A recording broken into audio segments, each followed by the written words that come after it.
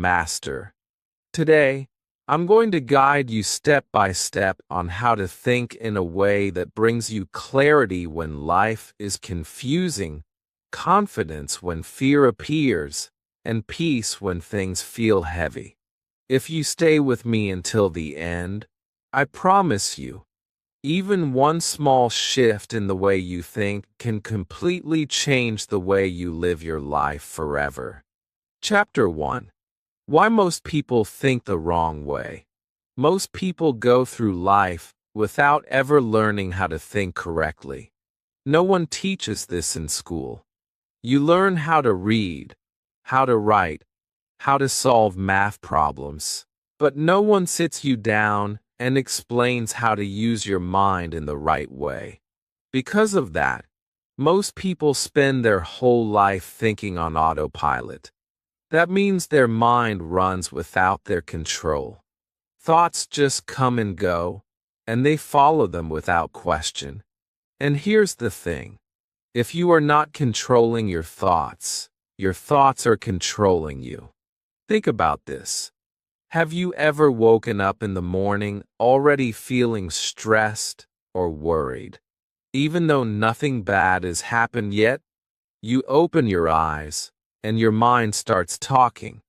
I'm so tired. I have so much to do. What if today goes wrong? What if I can't finish my work? These thoughts appear before you even get out of bed. You didn't choose them. They just showed up. And when you believe them, your mood changes. You feel heavy. You feel slow. You feel like the day is already difficult before it even begins. That's what happens when your mind is on autopilot. Wrong thinking is like wearing dirty glasses.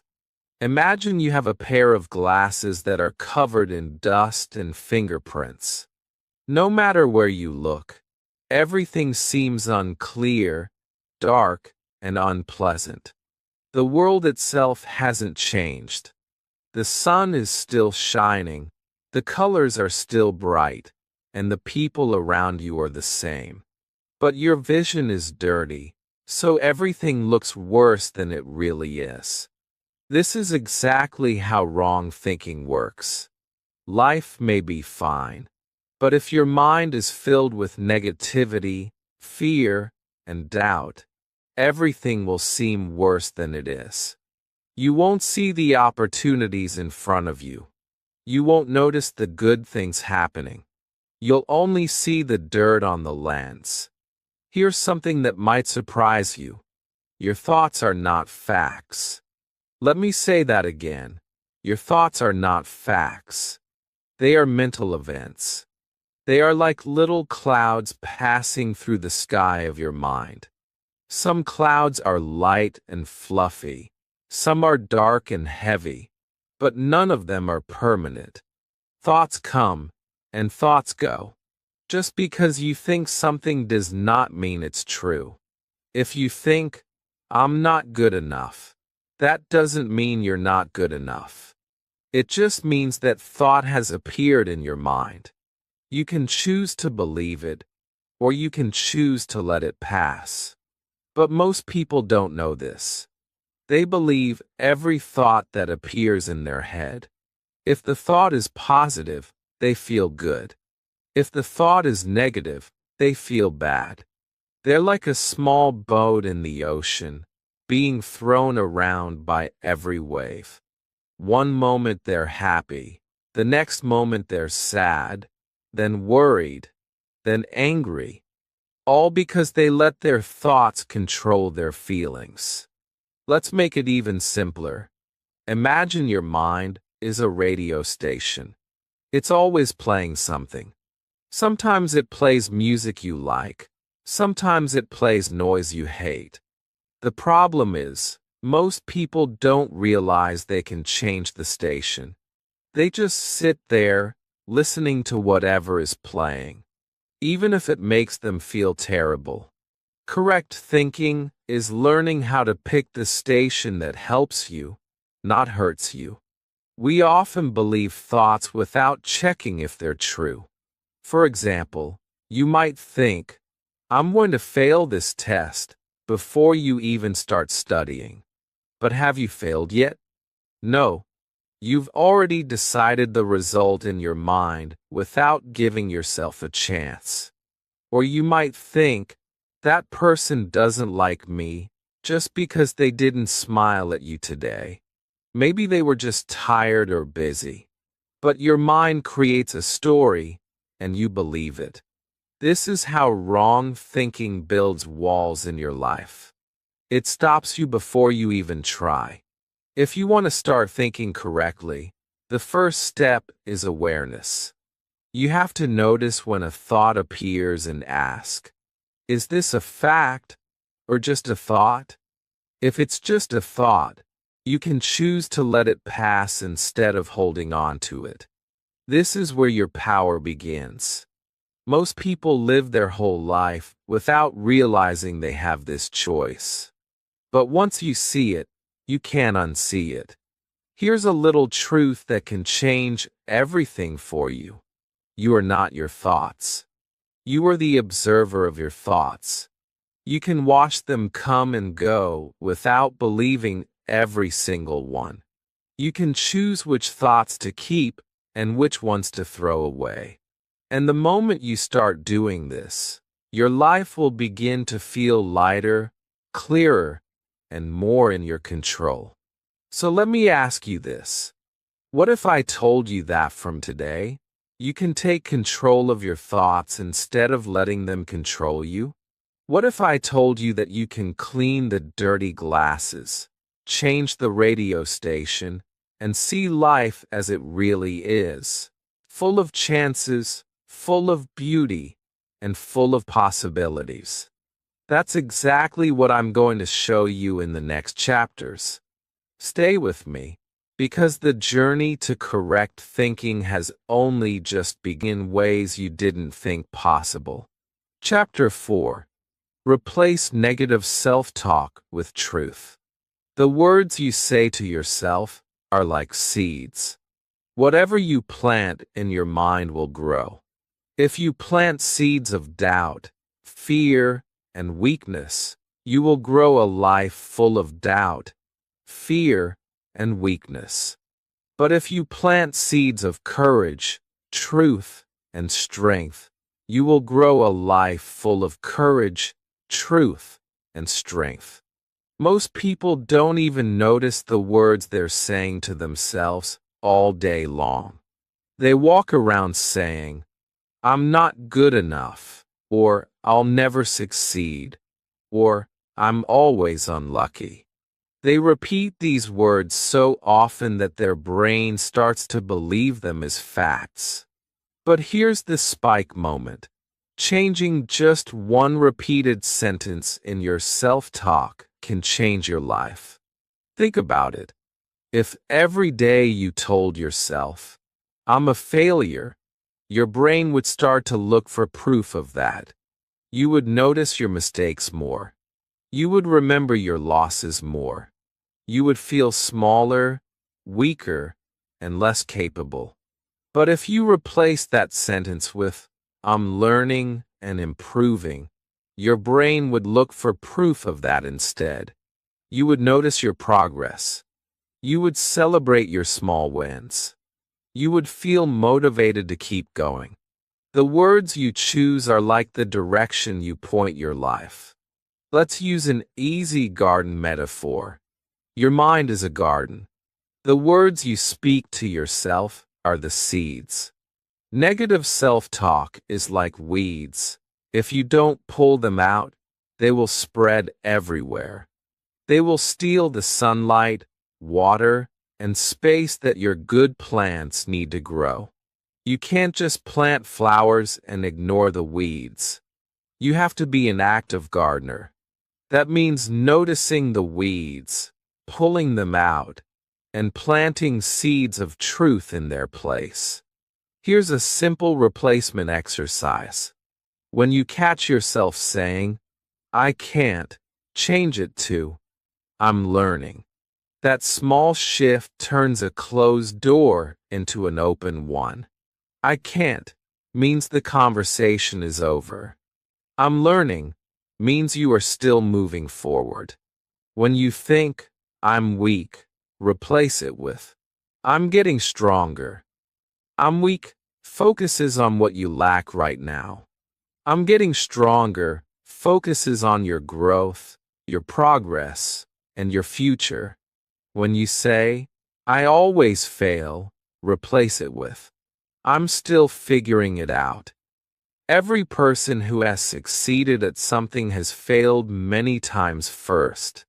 The difference is, they didn't stop. They kept going because they believed they were still figuring it out. When you tell yourself, I'm not smart enough, replace it with, I can learn anything with time and effort.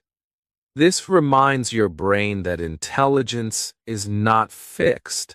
It grows with learning. At first, replacing negative self-talk with truth will feel strange. It might even feel fake. That's because your brain is used to the old sentences. But if you repeat the new, truthful ones every day, they will become your new normal. Just like a gardener who plants the same seeds every season, you will begin to see new growth in your mind and your life. Let me share a quick example. A young man I once taught had a habit of saying, I'm terrible at speaking English.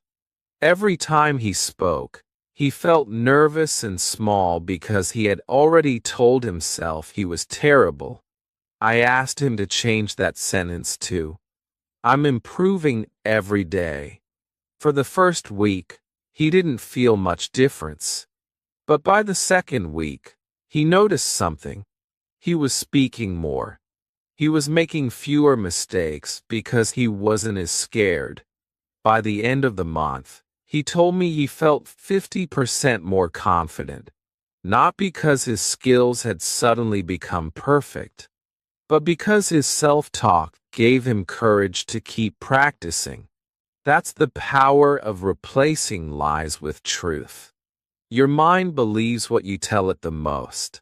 If you constantly feed it lies, I can't, I'm weak, I'm stupid, it will shape your life around those lies. But if you feed it truth, I'm learning, I'm getting stronger, I can improve, it will shape your life around those truths. Every time you speak truth to yourself, you're building a stronger mind. And a stronger mind creates a stronger life. Chapter 5. Ask better questions, get better answers. Your brain is like a search engine. Whatever question you type into it, it will search for an answer. The problem is, most people don't realize they are asking their brain the wrong questions all day long.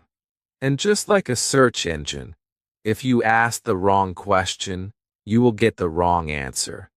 If you ask your brain, why am I always unlucky? It will start digging through your memories, looking for proof that you are unlucky. It will show you every time something went wrong, every time someone let you down, every time you failed.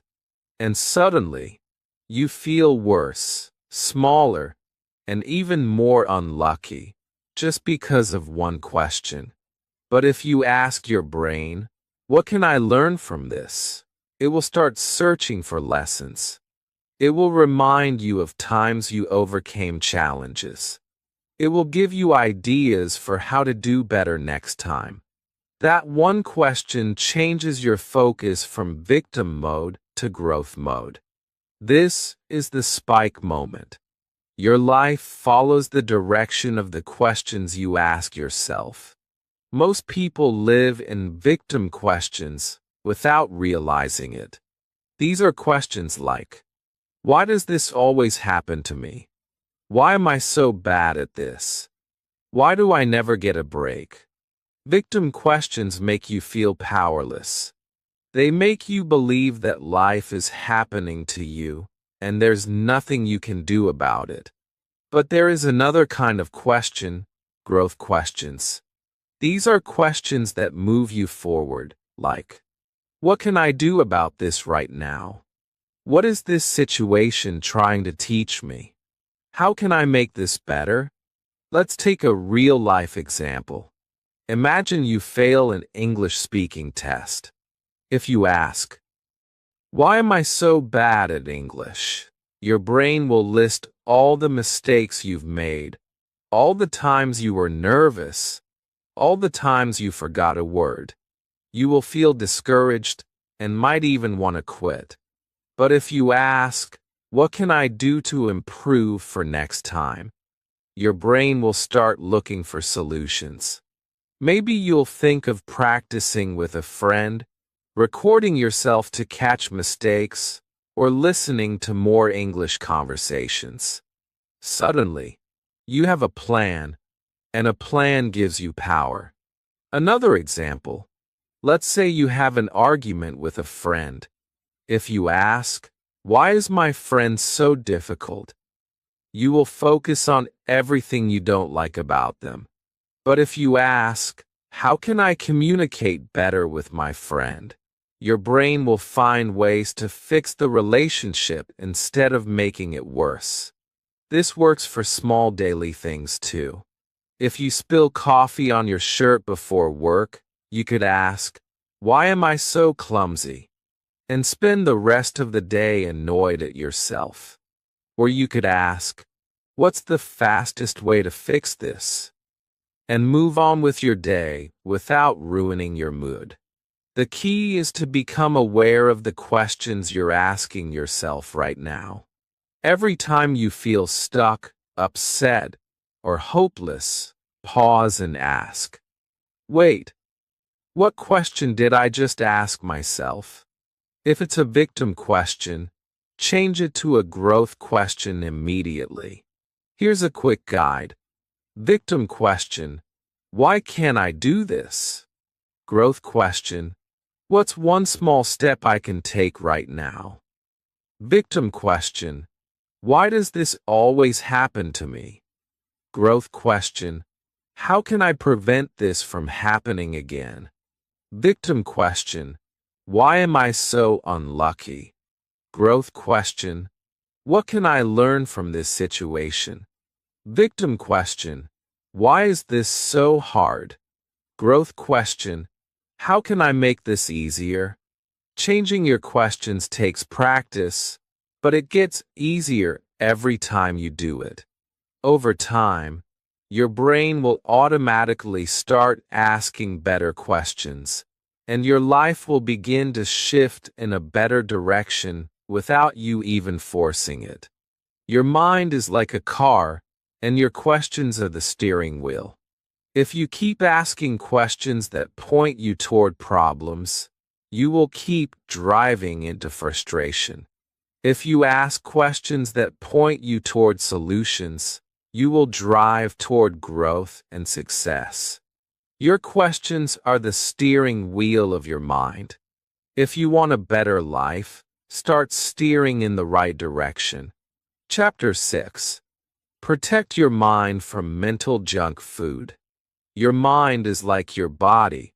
It becomes whatever you feed it. If you eat fresh, healthy food every day, your body grows stronger, lighter, and more energetic. But if you eat junk food all day, greasy snacks, sugary drinks, processed meals, your body becomes weak, slow, and unhealthy. The same thing happens with your mind. Social media drama, endless gossip, and fear-filled news are the junk food of the brain. At first, they might seem harmless. You think, I'm just checking for a minute, or it's just a little entertainment. But over time, these things fill your mind with doubt, fear, anger, and comparison. They don't make you stronger, they make you weaker. Here's a spike moment. I want you to check your phone history right now. Look at how much time you've spent on social media this week. Look at what kind of content you've been watching, reading, or listening to? Has it been teaching you something? Has it been helping you grow? Or has it just been filling your mind with mental junk food? Most people are not unhappy because of who they are. They are unhappy because of what they keep feeding their minds. If every morning you start your day scrolling through bad news, comparing yourself to strangers online, and reading negative comments, you've already fed your brain poison before breakfast. You must become the gatekeeper of your mind. A gatekeeper decides what gets in and what stays out. Just like a guard protects the entrance to a building, you must protect the entrance to your mind. Not every idea, opinion, or piece of content deserves a place inside your head. Here's how to start protecting your mind. If something makes you feel small, angry, or hopeless, ask yourself if it's worth keeping in your mental space. If a conversation is full of gossip and negativity, you can leave it or change the subject. If your social media feed is full of content that drains your energy, unfollow or mute it. Replacing mental junk food with mental nutrition doesn't mean you can never watch something funny or relax online. It just means you're mindful of the balance. You can have a snack sometimes, but you don't live on snacks. Here are some easy swaps to make your mind healthier. Replace gossip with learning. Instead of talking about other people's mistakes, read or watch something that teaches you a new skill or inspires you. Replace noise with silence. Instead of filling every moment with music, videos, or talking, give yourself a few minutes of quiet. This helps your brain reset and think clearly.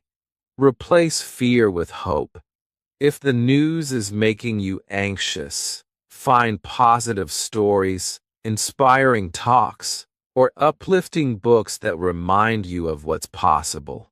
You will notice something powerful when you start doing this.